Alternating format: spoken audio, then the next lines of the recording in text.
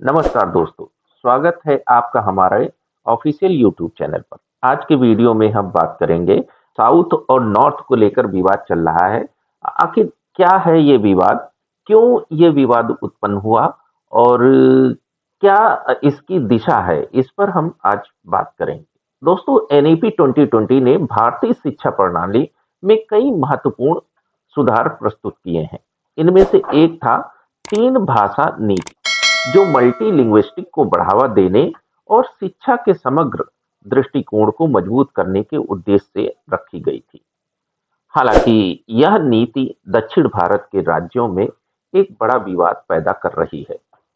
आइए हम इस नीति के मुख्य बिंदुओं और इसके विरोध और इसके द्वारा उत्पन्न भाषाई संघर्ष पर एक नजर डालते हैं। एनईपी 2020 के अनुसार यह नीति छात्रों में तीन भाषाओं को सीखने की उम्मीद करती है। एक क्षेत्रीय भाषा, एक आधिकारिक भाषा, जिसमें कि भारत की 22 आधिकारिक भाषाएं हैं, उनमें से कोई एक, और एक अंग्रेजी भाषा, जो कि वैश्विक भाषा के रूप में पढ़ाई जाएगी। इसका उद्देश्य यह है कि छात्र न केवल अपनी मातृभाषा में दक्ष होंगे, बल्कि हिंदी और अंग्रेजी में भी परंपरागत हो सकेंगे, जिससे राष्ट्रीय एकता और वैश्विक प्रतिस्पर्धा को बढ़ावा मिले। तीन भाषा नीति का आधार यह विचार है कि भारत एक बहुभाषी देश है। यह संविधान की 8वीं अनुसूची में 22 आधिकारिक भाषाएं हैं। इस नीति का उद्देश्य यह है कि छात्रों को उनकी मातृभाषा, आधिकारिक भाषा और अंग्रेजी में दक्षता बनाई जाए। इस नीति का उद्देश्य यह है कि आप अपनी सांस्कृतिक जड़ों से जुड़े रहें, देश से जुड़े रहें और दुनिया के साथ संवाद करने के लिए अंग्रेजी में भी परंपरागत हो। हिंदी, जो हमें विभिन्न राज्यों से जोड़ता है, उतनी ही महत्वपूर्ण है जितनी कि आपकी अपनी क्षेत्रीय भाषाएं और अंग्रेजी। अब जानते हैं आखिर संविधान क्या कहता है। भारतीय संविधान के अनुसार भारतीय राज्यों द्वारा भाषा का चयन और क्रियान्वयन संविधान के अनुच्छेद 343 से 351 तक निर्धारित किया गया है। भारत एक बहुभाषी राष्ट्र है और संविधान में भाषाओं के चयन को महत्वपूर्ण माना गया है, ताकि संचार, सांस्कृतिक पहचान और प्रशासनिक सुगमता सुनिश्चित हो सके। अनुच्छेद 343 में हिंदी को भारतीय संघ की आधिकारिक भाषा के रूप में घोषित किया गया है, लेकिन यह राज्य स्तर पर क्षेत्रीय भाषाओं के उपयोग को भी अनुमति देता है। प्रत्येक राज्य को अपनी आधिकारिक भाषा चुनने का अधिकार है, जैसा कि अनुच्छेद 345 में उल्लेखित है। उदाहरण के लिए तमिलनाडु, महाराष्ट्र और पश्चिम बंगाल ने अपनी क्षेत्रीय भाषाओं तमिल, मराठी और बंगाली को अपनी आधिकारिक भाषा के रूप में अपनाया है। इसको हम ऐसे समझ सकते हैं कि केंद्र जो है वो अपने द्वारा संचालित जो भी विभाग हैं, उनको हिंदी में वहाँ पे कार्य होंगे, और जबकि जो स्टेट है वहाँ पे जो कार्य होंगे उनकी वो क्षेत्रीय भाषा में कार्य किए जा सकते हैं। तो इसका हम ये कह सकते हैं कि केंद्र जो है वो जो राज्य है उनके जो कार्य किए जाते हैं उनमें हिंदी का जो है काम करने का दबाव नहीं डाल सकता है। अनुच्छेद 51 में हिंदी को एक लिंक भाषा के रूप में बढ़ावा देने की बात कही गई है, जबकि देश की भाषाई विविधता का सम्मान भी किया गया है। राज्यों को अपनी आधिकारिक संवाद भाषा के रूप में हिंदी या अपनी क्षेत्रीय भाषा का उपयोग करने का अधिकार है।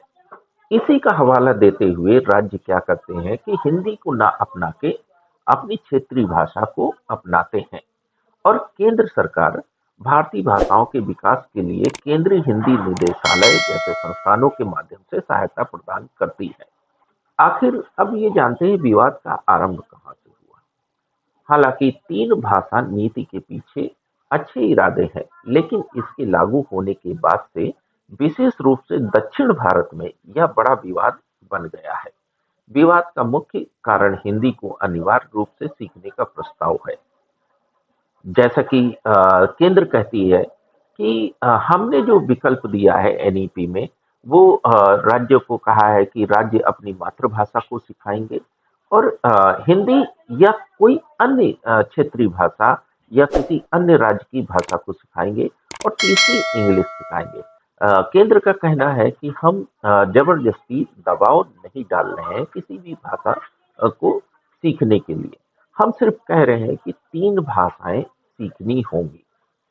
जबकि साउथ के जो हम बात करें कि तमिलनाडु के जो सरकार है, स्टेलिन है, उनका यह मानना है कि जब केंद्र कह रही है कि हिंदी या कोई अन्य राज्य की भाषा, तो उनका कहना है कि स्कूल जो है, जैसे हम बात करें कि केंद्रीय स्कूल है जो कि केंद्र के द्वारा संचालित किए जाते हैं, तो वहाँ पे जो है हिंदी को ही वो तीसरी भाषा के रूप में चुनेंगे और वो हिंदी ही पढ़ाएंगे। तो ऐसे में उनका कहना है कि हिंदी हमारे लिए कोई आवश्यकता नहीं है हिंदी की सीखने की, तो इसलिए वो हिंदी को का विरोध कर रहे हैं। क्योंकि उनसे क्या होगा कि वो कह रहे हैं कि हिंदी सीखने से हमारी तमिल संस्कृति जो है वो खत्म हो जाएगी। अ, कई दक्षिण भारतीय राज्यों में एक संवेदनशील मुद्दा बन गया है। दक्षिण भारत में हिंदी के विरोध की शुरुआत स्वतंत्रता प्राप्ति के बाद से हुई। जब हिंदी को राष्ट्रीय भाषा के रूप में बढ़ावा दिया गया, तमिलनाडु में हिंदी को अनिवार्य करने का विरोध व्यापक रूप से हुआ और यह विरोध आज भी जारी है। इसके पीछे दक्षिण राज्यों का अपना तर्क है। अगर हम दक्षिण और हिंदी भाषी राज्यों की तुलना करें तो दक्षिण के राज्य हिंदी भाषी राज्यों से कहीं ज्यादा विकसित हैं। वे जीडीपी में हिंदी भाषी राज्यों से ज्यादा योगदान करते हैं। दक्षिण के राज्य कहते हैं राज्यों के लोगों के बीच संवाद बढ़ाने के नाम पर हिंदी हम पर जबरन थोपी जा रही है, जबकि साउथ के लोग हिंदी भाषी क्षेत्र में ना जाकर विदेश में जाते हैं। ऐसे में अ, हिंदी हम पर अनावश्यक थोपी जा रही है। वे कहते हैं कि हमें तमिल भाषा और संस्कृति पर गर्व है। हम पर हिंदी थोपने की कोशिश नहीं सहेंगे।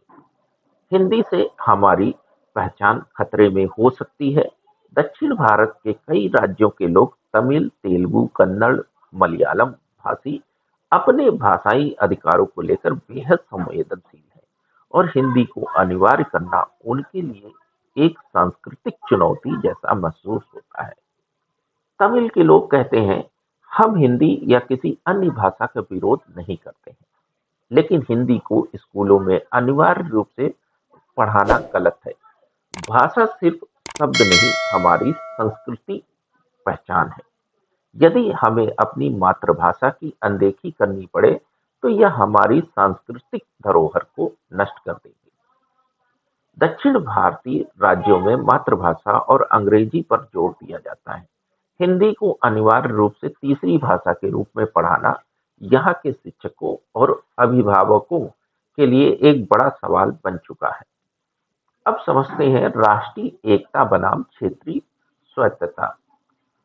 तीन भाषा नीति के चारों ओर का विवाद केवल भाषा का नहीं, बल्कि राष्ट्रीय एकता और क्षेत्रीय स्वायत्तता का भी है। नीति के समर्थक मानते हैं कि हिंदी का अध्ययन राष्ट्रीय एकता को बढ़ावा देने के लिए जरूरी है, क्योंकि यह विभिन्न राज्यों के लोगों को जोड़ने का एक माध्यम हो सकती है। हिंदी सीखने से हम विभिन्न क्षेत्रों के लोगों से संवाद कर सकते हैं और एक राष्ट्र के रूप में जुड़ सकते हैं। हालांकि आलोचक मानते हैं कि हिंदी को अनिवार्य बनाना भारत की भाषाई विविधता के सम्मान के खिलाफ है।